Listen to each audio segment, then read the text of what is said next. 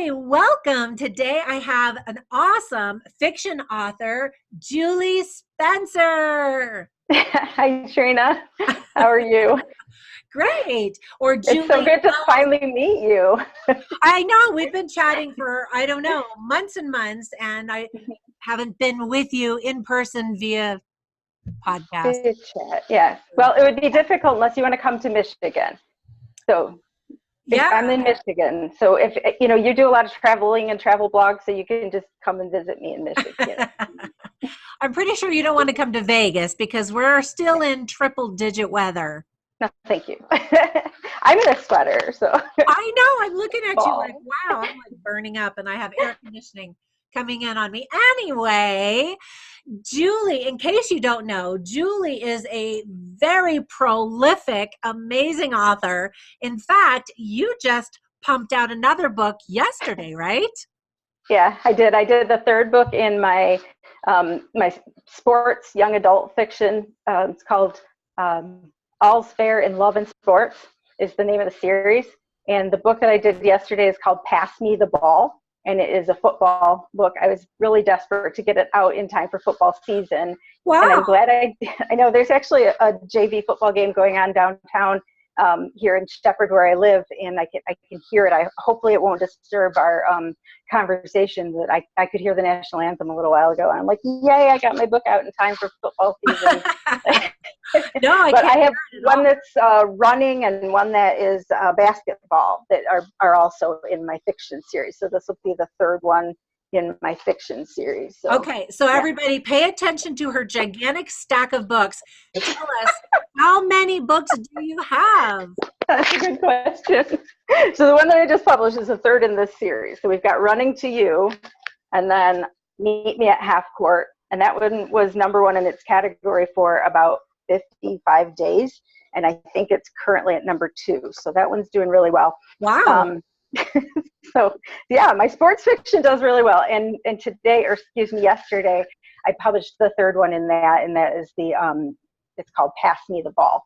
So All's Fair in Love and Sports is the That's series. so cute. And how many books will be in that series? Well, I just talked to my cover designer last night, depending on what part of the country you're in.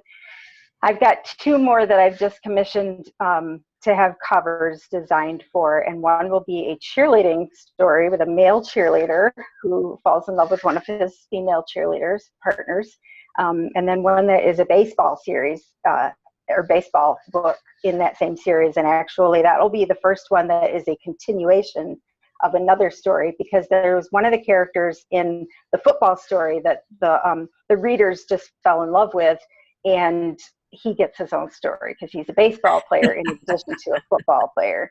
So that'll be the first one in that series that's actually a continuation. But well, I have so many questions I want to ask because you have so many things going on. First of all, I mentioned you're prolific and you're just such a great writer. But first we'll back up, and I wanted to ask you, how did you get started writing fiction or even becoming an author at all? And how did these ideas come to you? Well, I wrote my first book, my first fiction book in junior high, and it was terrible. It was very junior high-ish. It was very middle school. And I had a notebook, and I would scrawl in handwriting, and then I'd rip the page off and toss it to the person next to me. And then I would keep writing. And I was doing this during class. I have no idea how I passed 7th grade. And I don't know why.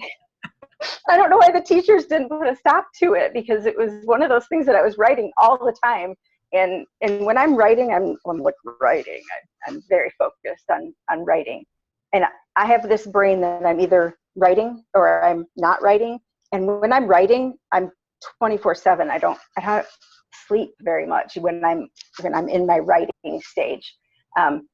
But I threw my manuscript away at the end of junior high, and I can't believe I did that. Aww. What was I thinking?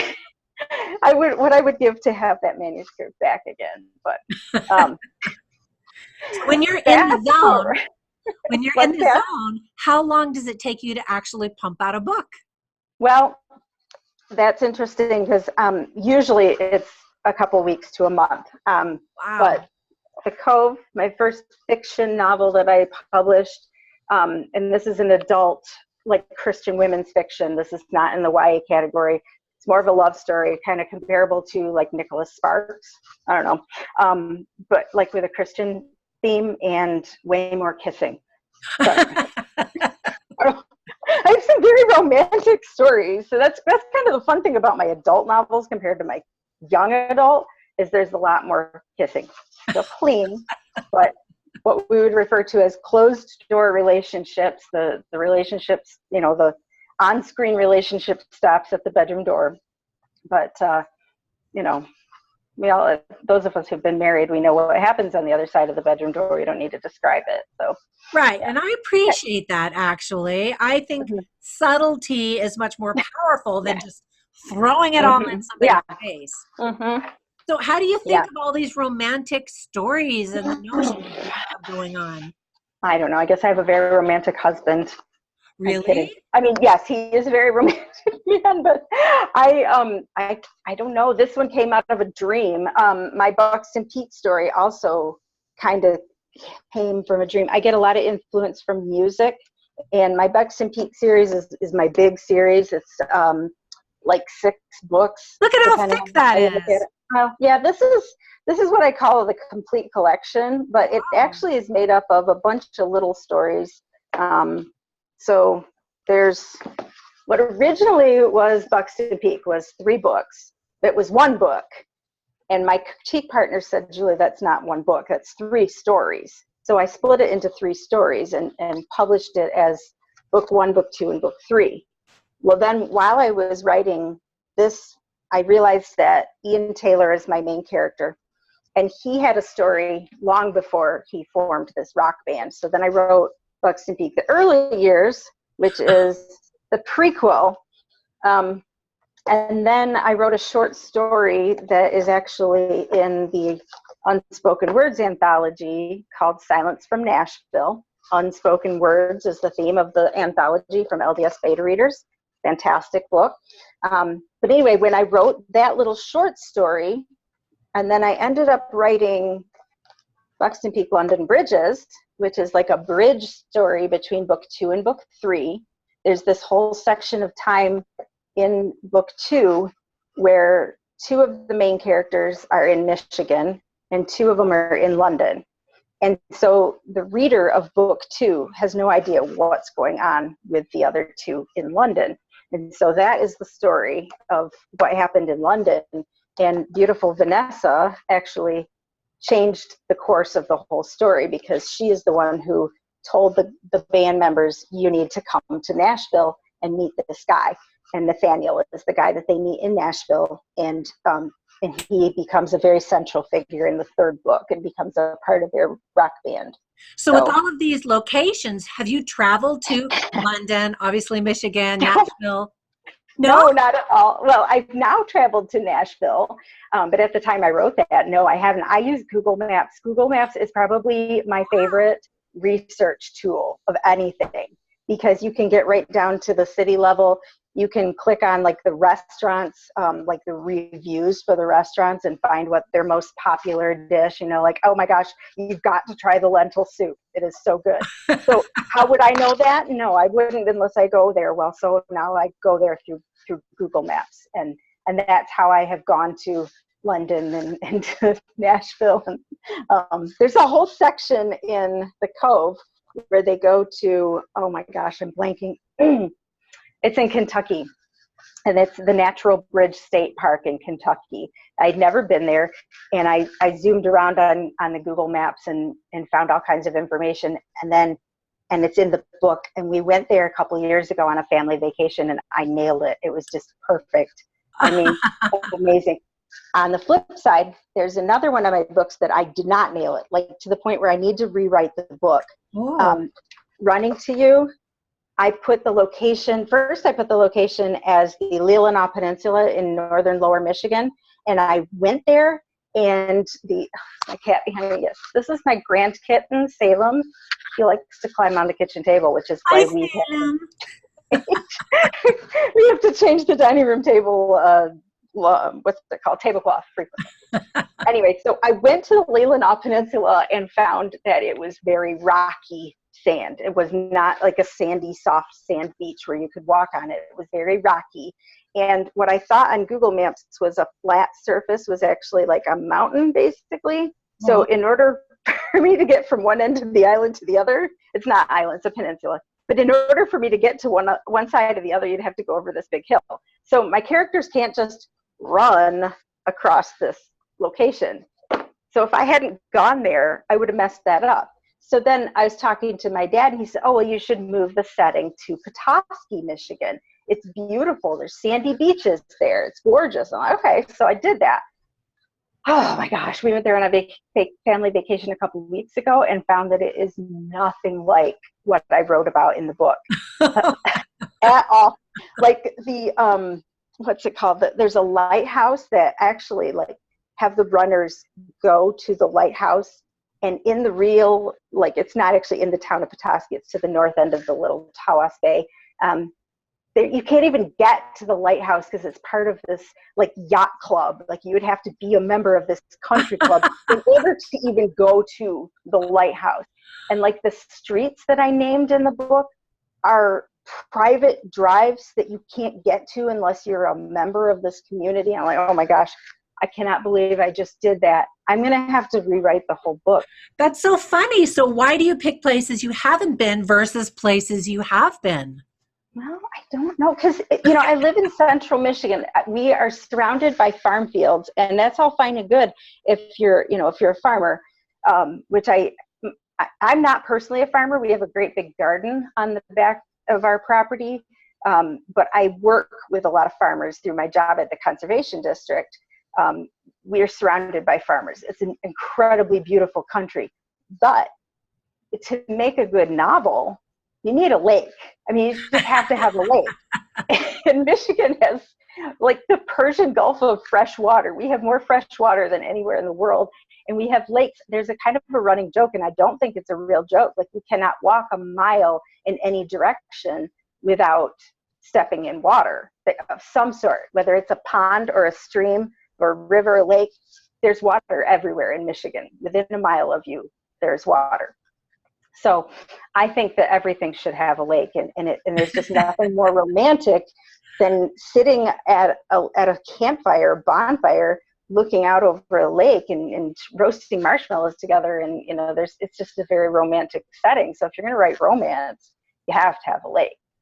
So that's so funny. So with those locations, have you specifically marketed the books in like, I don't know, like little cute stores of that city, that town, because people would see that it's there? No? Not yet. I mean, I probably should, but like I said, I'm really glad I didn't try to do that in Petoskey. Yeah, maybe not that one. That's so funny. Yeah, I don't know. You know, I'm so busy with my day job. I'm a scientist. I've got my work to do, and then I come home and all I want to do is write. And obviously I do a lot of writing or I wouldn't have this many books. So some people say you got to get away and go on a vacation and take a break. And like, that is not my idea of a vacation. My idea of a vacation is for everybody else to leave and let me have my own bed, my own food, my own computer, my own Wi-Fi. We went on a family vacation. Exactly. We went on a family vacation a few weeks ago, and it was this like secluded location with spotty Wi-Fi, and that is just a nightmare if you are trying to like launch a book, for instance. Can you believe it? You're just putting me in the middle of a nightmare to set me where I don't have, I don't know. My idea of a family vacation is for everybody else to leave and let me write. That's so funny. And I totally get that. So you told me something earlier when we were talking before the camera went on. Tell me and tell everybody how you feel about the idea that sometimes writers feel like they have to have the goal of being a full-time writer versus you, who has a wonderful career. Yeah, and that's a thing that I hear. I love my day job. In fact, I don't know. I think I love the flexibility that I have in my day job, but I I'm a scientist. I'm working with watershed management planning, and if you want to put your listeners to sleep, we can talk about that. And I don't want to put your listeners to sleep, but we work with a lot of environmental, like we have Michigan Environmental Assurance Program for our agriculture community. We have our biologist in my office, one of my staff does like wildlife habitat biologist. He does things with planting things. One of the things that he does is a pheasants program through the Michigan Pheasant Restoration Initiative. He plants things. He doesn't personally. He hires people to plant things that pheasants like to eat and sleep in and breed in. You know, it's all about romance, right? Pheasants need romance too. So, you know, so we've got all these different things in our office that I'm very involved in. I do a lot with water quality, and there would be, you know, I don't want to sound conceited. We all have our own gifts and purposes in life. And I think that the skills and knowledge that I have in my brain right now from years of experience in this position and the, you know, 8 years of college and my master's thesis, everything that I've done has led me to be in this position where God needs me at this time. And the work that we're doing specifically in the Pine River, there's a huge problem. And like I said, I can bore you all you want with E. coli and septic systems that are show everybody your master's thesis. Yeah. Oh, yeah. This is, again, if you want to be put to sleep, but this is the first book I ever published. Oh. And it is first nonfiction, but it's the first ever. So it's called GIS Approach to Identifying Errors for Preservation in the Chippewa River Watershed. So if you understand any of that, I'm very impressed. But but like I love the point that you made earlier when we were chatting that you love your day job. And sometimes when writers do transition to full-time, what used to be a hobby and a joy now becomes a financial burden because they feel that pressure to get that income, and the flow doesn't come as naturally as it does, for example, when you are in the zone and that kind of thing. So I think that that's a really valid point, and I'm so glad that you shared that, so that those writers that are watching this that want to be published don't have to feel like there's something wrong with them if they don't want to be a full-time writer. Yeah. And actually, I kind of would love to be a full-time writer, but I would be doing a disservice to my community not to be involved in the projects that I'm working on. Wow. You know, all right. Really, So other questions I have. So you have all of these books, and I'm so amazed with fiction writers. All of my books are nonfiction. And it's funny, when I go to writers' conferences, I'll tell the fiction writers, you know, how do you create these worlds? I'm so impressed. It's so hard. And they'll say, oh, fiction is easy. How do you write nonfiction? It's so hard. And I think that there are just definitely writers who do one or the other. A really talented writer can do both. And I guess I'm not really talented because I think writing fiction would be hard. But anyway, the fact that you create these worlds and these people and these things that don't exist in real life, I think is so fascinating. So tell me, when you create your characters, are you basing them on real people that you know, or just coming up with personalities that you think would be entertaining and that would serve the story? A little bit of both. I actually, like I said a little while ago, I take a lot from music. I love music, and like I'm total One Direction addict. I don't know if you know the it's not a rock band, it's a pop group from boy band. Boy band, yes, thank you. I love One Direction. I've listened to everything. I've got all their CDs. I'm still waiting for the day when they get back together. But my entire Luxton Peak series, my rock band series, is based on, you know, it's not modeled after them, but it's modeled after a fiction rock band similar to the boy band. So I take a lot from music. I take a lot from those types of characters. But, you know, I've been a mom. I've had teenage kids. My youngest is 18 and my oldest is 26. I've got this range of watching kids, not in a creepy way, but when you're around kids and you listen to how they talk and what they talk about, you start forming these these characters, and okay, how would they have handled that? And if we threw them into this situation, what would be the result? And okay, I know I want to write a romance novel, so how can I get these two guys together, a guy and a girl together, and make it interesting and still clean and interesting in a way that people aren't going to be put to sleep trying to plug through it and to follow all the correct tropes and make sure that the story structure goes the way according to how it's supposed to for a romance novel or for Christian women's fiction or for young adult. They have their different things. I named one of my characters after you. I think I told you that a few weeks ago. You did, and I was so flattered. Yes, one of the characters in Meet Me at Half Court. I needed a bubbly. Yes, she's one of the best. I needed a bubbly basketball player who is short. I don't know how short you are. I'm 5'2". Oh, but I'm 5'6". Okay, so I'm way shorter than you. What's that? You're the short one. I am the short one. But I needed this cute little bubbly character. And so I don't know why you and I have been talking. And I'm like, okay, she is like the bubbliest person. I just have to use her name. And I loved your name. Aww. And so I doubt that the character is anything like you, especially since you are not a teenage basketball player who's pretty terrible and sits the bench most of the time. But she's the lovable sidekick to the main character. And every main character needs a lovable sidekick. Oh, so, how often do you name your characters after real people, or do your friends almost say, always. Pick my name, pick not my name? No, almost always. I am searching through my friends on Facebook and looking for cool names. Today I was sitting and listening to one of my employees was talking to somebody else, and they said these two names, and I'm not going to say them because I don't want somebody else to steal them. But I physically wrote the names down because I was like, oh my gosh, those are such cool names. I want something to be quite normal, but I really try not to have more than one character's named in multiple books.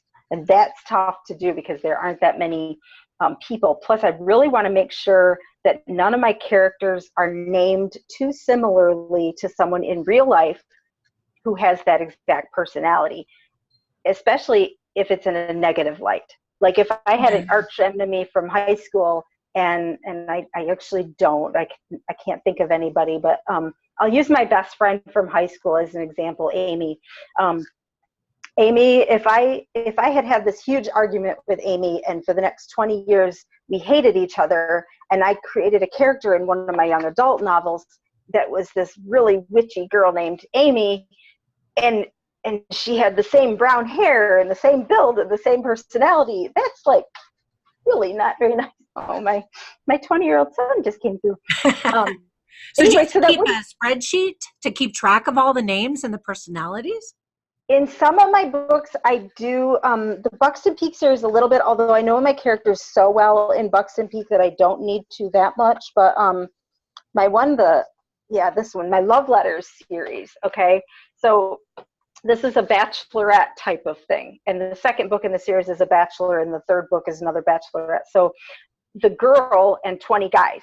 I don't have 20 guys. I have to come up with 20 guys' names. I end up about 8.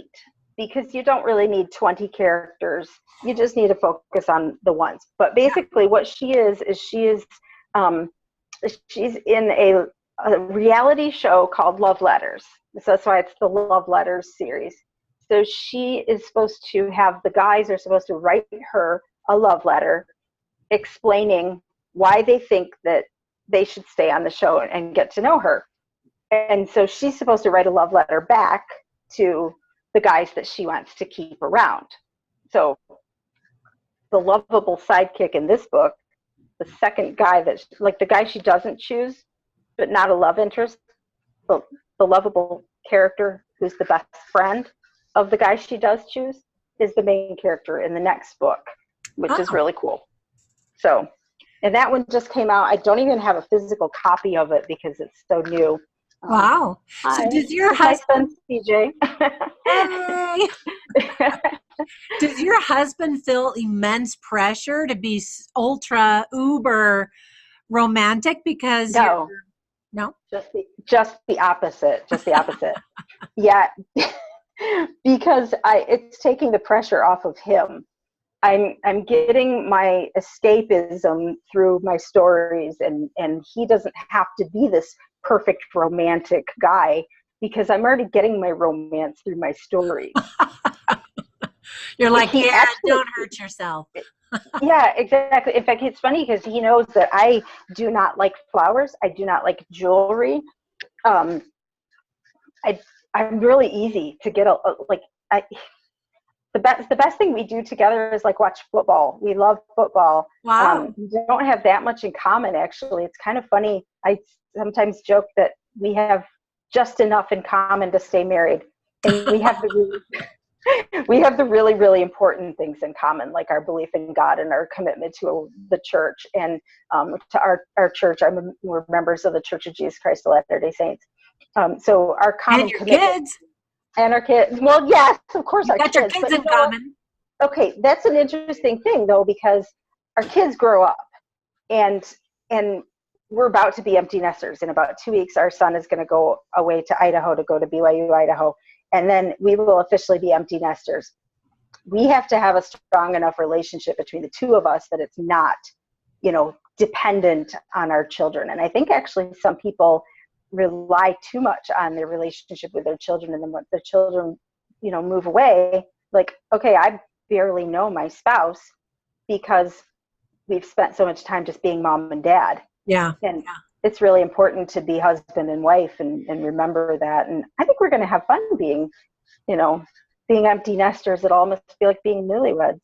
Yeah. So just actually last week, I attended a lecture on marriage, and this guy put this graph up on the wall, and he said, this is levels of happiness, and this, like an XY axis or whatever, this is time. So you start off married and it's way high, and then there's this drop and it stays down low for a while, and then it upticks up. And so he says, what do you think that drop was? And of course, all the parents in the room said, birth of the first child. And he said, yep. And then what is that little uptick after years? And he said, that's the empty nest time, when the last kid left the house. And you kind of look at each other like, oh yeah, you. Oh, yeah. Yeah. And this is cool because we've had a little bit of a gradual transition because our oldest, we've never had a honeymoon phase. We had 2 weeks honeymoon, but we had, I was a divorced single mom when I met my husband. Wow. So when we got married, we had a 5-year-old, and she's a sweetheart and adorable and beautiful. And we love Virginia. She's the most amazing addition to our life, but we never had that year or two where we could just, go and do things together as a couple. And so we really have not had that. And I think it's going to be kind of fun. We took a drive. It was just a day trip over to the other side of the state, and it was ground truthing for one of the books that I'm writing. Actually, it's from my football book that I just did, Pass Me the Ball. I wanted to go visit the town that I was writing about, Grand Haven, and so we did. We just drove over there and back, and it was really nice to just be the two of us. We didn't stay overnight, but we do have some plans to go to another town called Frankfort, which is in Michigan. We use our hand to tell where we're from. Frankfort's like way up here, and Grand Haven's here, and Petoskey's over here, and we live here, middle of the state, the geographic center of the state of Michigan, of the lower peninsula of the state of Michigan, is where we live right now. So there's a sign in everything. Okay, good to know. All right, some more writing questions, because I know I have a lot of people who watch who are interested in becoming authors. So I wanted to find out, first of all, what advice do you have for people who are either currently writing or they want to write and become a published author? Well, I do write mostly fiction, but I do have some nonfiction, and actually I probably have about 4 or 5 nonfiction books that are kind of on hold in my computer. Yeah, I need to finish one of these days, but I've got so many fiction stories. Just write, and the best thing to do is learn your craft, learn what story structure is. I'm terrible at story structure. What I'm good at is telling a story. And so I have inadvertently learned story structure because I've been doing it wrong. But I'm good at telling a story. So if you can learn how to take your story and put it into a publishable structure, that's a good thing. Like my one with my Luxton Peak series that I thought was one book and it turned out it was 3 stories. Learn those types of things. Get involved in author communities that you can be able to share your writing with other people. Those 2 anthologies that I'm part of, they were from the LDS Beta Readers group. It's basically just a group, quite a few, I don't know, probably 1,500 people now, I think, that we all just share each other's unfinished manuscripts and read them. And we've actually developed some like Google Hangouts where we get together and meet 4 different time zones. We've got everybody from across the country meeting together on Google Hangouts and talking, and we read our chapters out loud. We talk about what's wrong. A lot of it's what's wrong, what's right. My cat. I can see him walking around. He's making a lot of noise. I don't know if you can hear it or not. No, not so much. I just see him moving around. Yeah. The conferences too. You and I have attended the Storymakers Conference. Yes, the Storymakers Conference in Provo, Utah, and then I also went to Midwest Storymakers Conference in Kansas City, Missouri, and they are fabulous to connect with other authors. There are a lot of other good author conferences. There are some for like science fiction and some for romance, and some, I think there's a big conference coming up, 20 books to 50K. In Las Vegas. You live in Las Vegas, right? Yeah, I didn't know about that. Are you going to that one? Coming up. Yep. No. Absolutely not. One, I have to be really choosy about what conferences I go to because I do have a day job. And I do have conferences I have to go to for my job as an administrator at the Conservation District. So I actually, when we originally started talking, it was about the LDS PMA conference. Right. And we talked about me possibly coming out to share on a panel or something out there. And I looked at the calendar and realized it's within a week of a mandatory conference for my work. So I can't do it. I have to make choices. And I think that as a writer, I would probably go to a conference every other month if I could, because they're so much fun. But then I wouldn't be getting any writing done. So you kind of have to pick and choose. But yes, right. Networking, fantastic to go to these conferences and meet other people. Some of my favorite critique partners, I've met up and roomed with them at conferences and stuff. It's been really fun. That's a really good point, that you have to kind of pick and choose. And even then, you have to kind of find the one that best fits you and your style, your personality.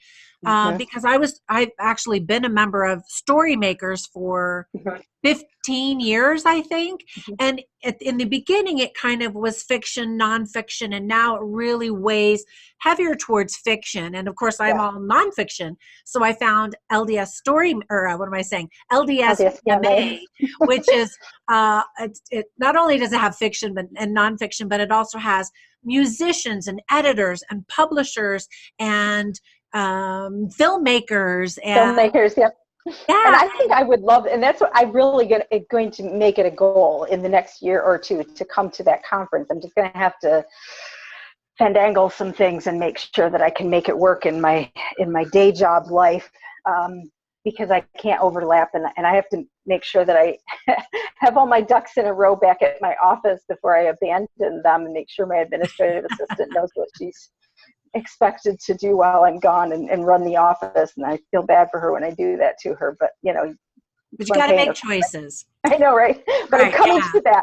Someday I am coming to that, and Okay, so 2 more questions and then I'll let you go, because you got to get back to writing.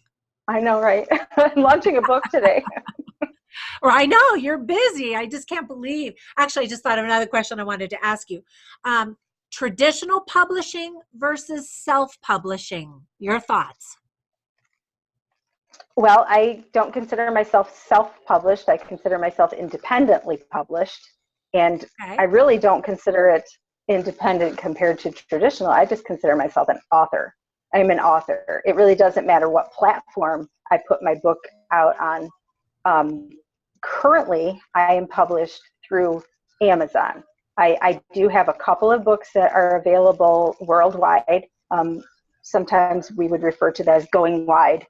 In the author community, you're going wide if you have your books on any other platform besides Amazon, like Google Play, Barnes and Noble, those kinds of things. I only have a couple of books that make most of my money on Amazon and through Kindle Unlimited. So if I make most of my money on that, I'm going to focus on that. Absolutely. I also have 8 of my books are available on Audible. And I have another one that the narrators promised me she's going to have something by the end of the month. So I'm kind of looking towards the end of the month going, come on, I want to see my book.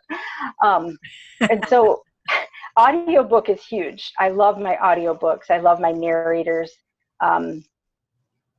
I am open to the idea of a traditional publisher with a caveat.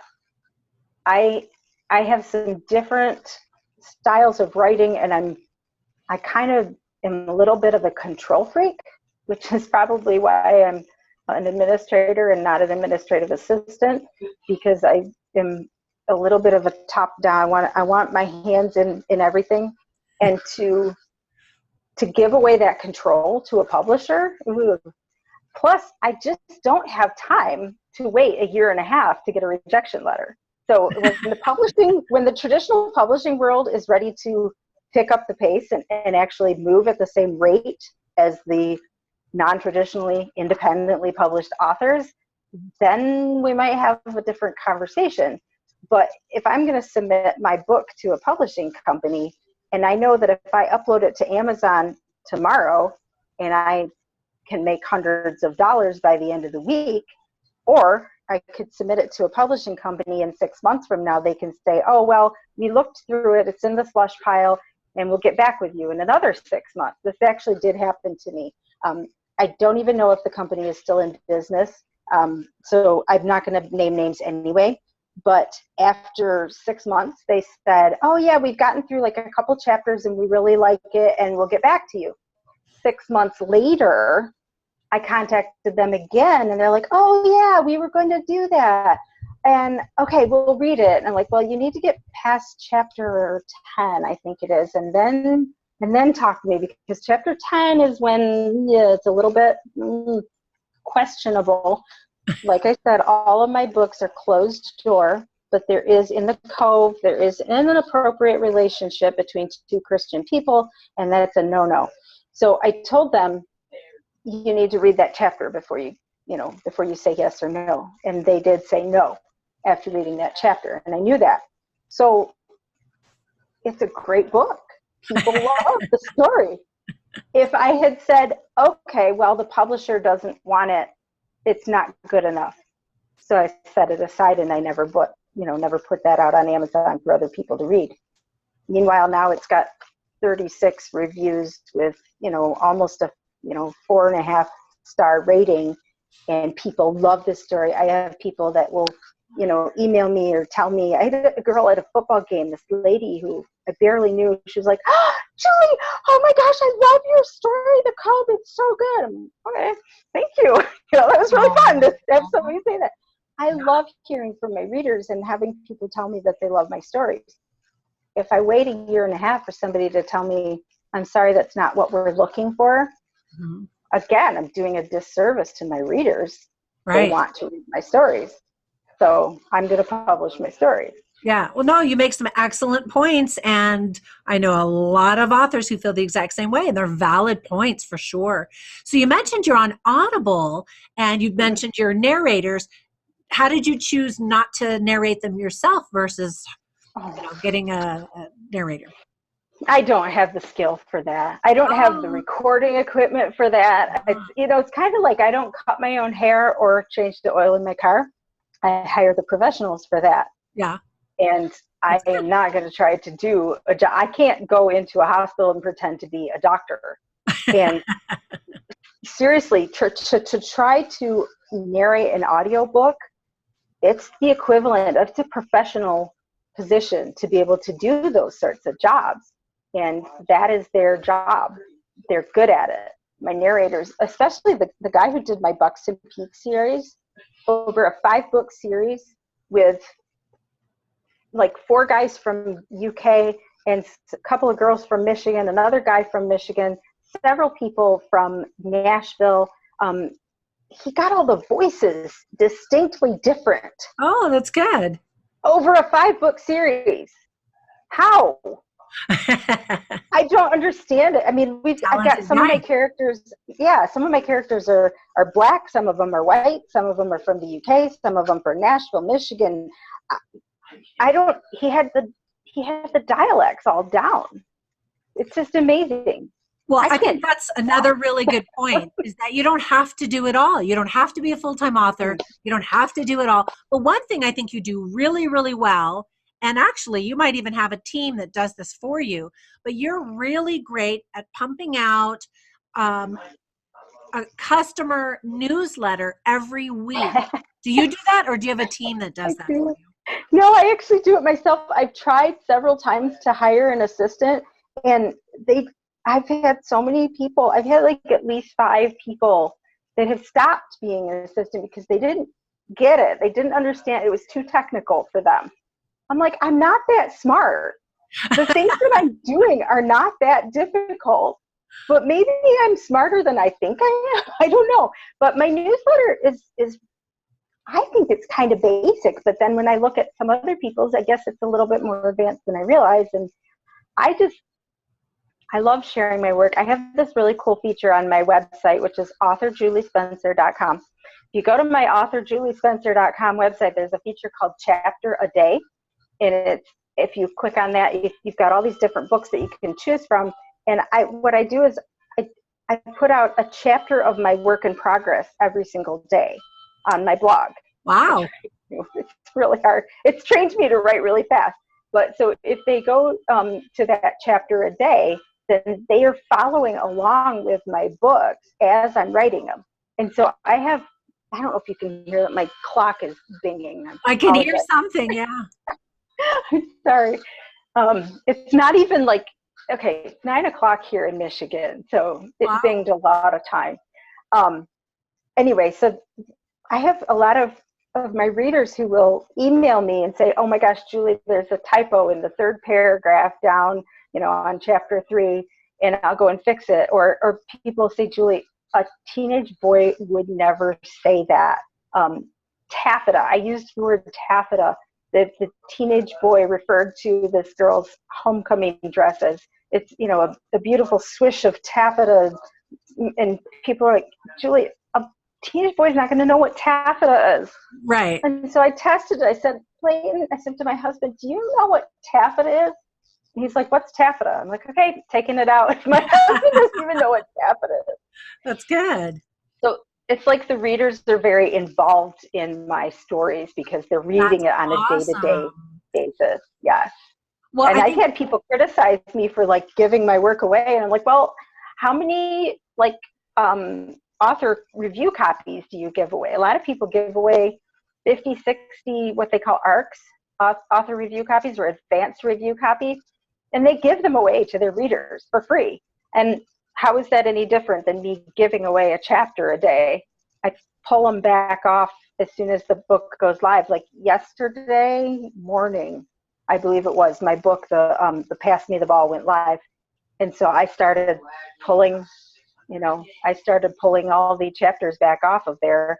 And people were like, wait, I was reading those. I'm like, it's on Amazon. You can buy it. But what I like about what you do is that you're getting feedback from your readers so that you can make the changes, as opposed to an ARC copy. It's out there, and especially if it's a hard copy or it's been published, you can't say, wait, I take them all back, So I think that's really smart of you, and you're building a really engaged community, which is awesome. They look forward to it. I've had people say, were you sick? Did you forget to publish a blog post yesterday? And I'm like, it got too late and I got tired and I had to work late or whatever. They watch for it. I've had people tell me that I refreshed my screen over and over again to see if your blog post came through. That makes me feel really good. Yeah. And they love it. Yeah. That's amazing. Yeah. Okay. So my last question is, I ask this of all my guests that come onto this little YouTube channel. What is it that you're doing every day to hone your craft and to become better, a little bit better every day? Well, I had a question asked of me about 23 years ago or something. It was on a job interview or job application, and it said, how do you see yourself? And I said, constantly growing and learning.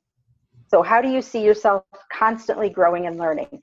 So depending on whatever it is that is your craft, that is a great way to think about life in general.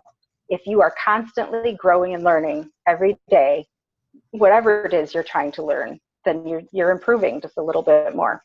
So. Absolutely. I love that. And one of my websites is lifelonglearningeducation.com because I definitely agree with you. I love learning new things, and every day if you're not learning, you're not growing. So that's right. Perfect. Yeah. Perfect. Yeah. So tell everybody where we can find you and subscribe to you. Well, I do have a YouTube channel, but you can find all of my social media through authorjuliespencer.com.